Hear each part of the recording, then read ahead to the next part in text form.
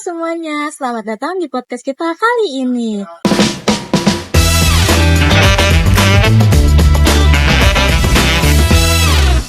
Kita mau ngebahas tentang kuliner sehat, yaitu terimi.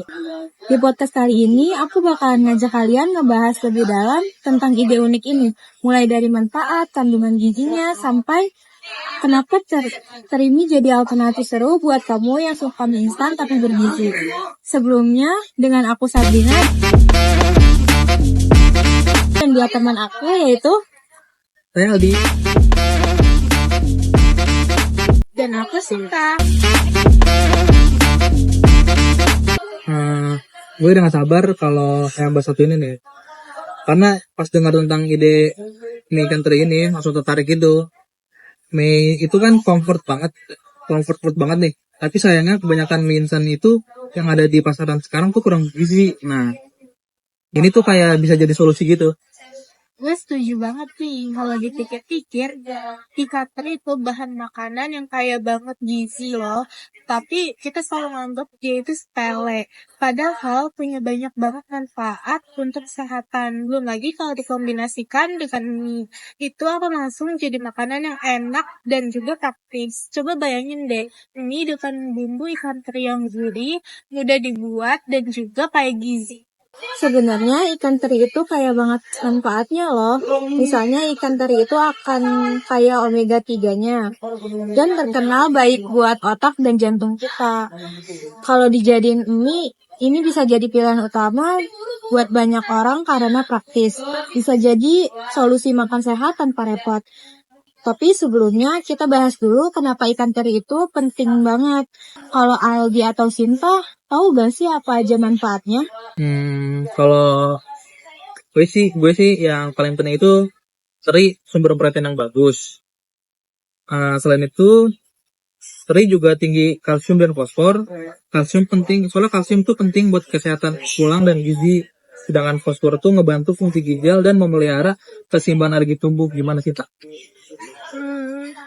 Iya benar banget tuh. Gue juga suka ikan teri karena kandungan zat besinya cukup tinggi.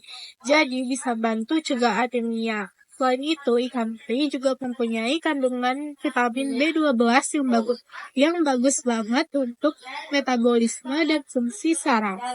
Kalau dilihat dari kandungan gizinya, ini makanan yang ideal banget kan? Kalau kita bikin mie dengan bumbu ikan teri, ini bisa jadi pilihan yang lebih sehat dibanding mie instan yang biasa yang cenderung tinggi akan sodium dan kalori, tapi rendah nutrisi. Mie ikan teri ini nggak cuma enak aja, tapi juga pilihan makanan yang lebih sehat. Nah, kalau ngomongin soal kemasan atau cara penyajiannya, ini bisa jadi sangat praktis. Penting banget nih praktisnya. Banyak orang kan suka makanan cepat saji, tapi dengan terimi ini kita bisa kasih alternatif yang gak hanya cepat tapi juga sehat. Kita lihat sekarang, makanan sehat itu kan lagi ngetren tuh, terutama buat yang lebih peduli sama pola makan sehat. Misalnya, mereka yang gak mau makan mie instan ini sering khawatir dengan kandungan pengawet atau MSG. Dengan mie ikan teri ini, kita bisa kasih solusi yang lebih baik tanpa mengorbankan rasa. Betul banget tuh, dan gak cuma itu ya, produk ini juga punya potensi yang gede banget untuk pasar anak muda. Karena anak muda zaman sekarang kan banyak makanan yang praktis tapi enak gitu ya. Nah, misalnya kan mie teri ini kan cocok nih untuk mereka yang suka makanan enak, praktis, bergizi. Produk ini bisa jadi mie yang cocok untuk mereka. Apalagi kalau kita bicara tentang keberlanjutan. Kalau mie ikan teri ini dibuat dengan bahan baku ikan teri lokal, itu bisa jadi dua keuntungan sekaligus. Membantu mendukung ekonomi nelayan lokal dan juga mengurangi ketergantungan pada impor bahan baku makanan. Kita bisa jadi lebih mandiri dan sehat. Iya, kalau misalnya produk ini bisa diproduksi dengan bahan baku lokal, bisa jadi sebuah gerakan untuk mengedukasi orang-orang tentang pentingnya konsumsi ikan yang lebih beragam. Biasanya, orang-orang kan lebih familiar dengan ikan salmon atau tuna. Padahal ikan teri ini juga nggak kalah hebatnya dalam hal kandungan gizi. Kalau terimi ini bisa mendapatkan perhatian, mungkin orang akan lebih terbuka untuk mencoba ikan-ikan lokal yang sering dianggap sebelah mata. Bener banget tuh, apalagi kalau dikemas dengan cara yang lebih menarik. Kayak mungkin bisa diambang varian rasa atau kemasan yang lebih menarik lagi. Pasti ini bisa menjadi minat anak muda untuk mencoba trini ini. Terutama keluarga yang ingin makan makanan yang lebih sehat.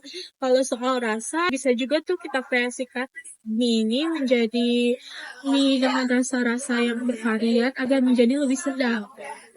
Nah, kalau ngomongin varian rasa, menurut kalian teri mie ini bisa dipadukan apa aja nih? Mungkin sambal matah, sambal hijau, atau bahkan sambal terasi, biar ada rasa pedasnya. Wah, itu bisa jadi pilihan yang seru. Mungkin ada juga ya varian yang dengan sayur yang segar, kayak daun pelangi atau daun bawang. Biar ada rasa segarnya. Yang penting, nggak cuma soal rasa, tapi juga nutrisi tambahan dari bahan-bahan itu. Gue sih ngebayanginnya minyak tuh dicampur sama nasi atau dijadiin lauk gitu ya. Atau bisa juga sebagai mie yang dikombinasikan dengan berbagai macam varian kayak misalkan ayam atau telur atau sayur juga enak.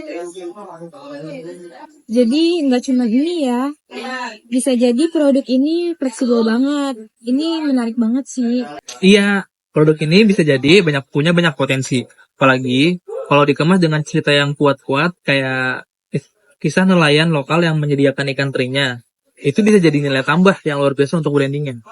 Bener banget Aldi, jadi bukan soal rasa dan gizi, tapi ada juga nilai sosial yang bisa diangkat. Kalau mie teri ini sukses, bisa jadi contoh bagaimana makanan lokal bersaing di pasar global.